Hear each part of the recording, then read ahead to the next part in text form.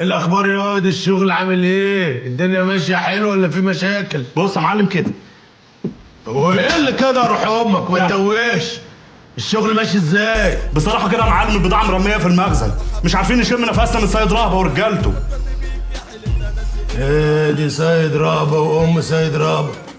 الواد ده مش هيتلم ويخشع الا لما يتعامل مع اللقطه. خش يا حليتها منك له. خش يا الله الله الله الله. ايه بغل منك ليه؟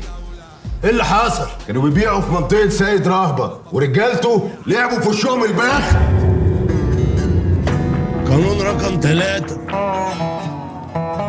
محدش يبيع في منطقة سيد زفت.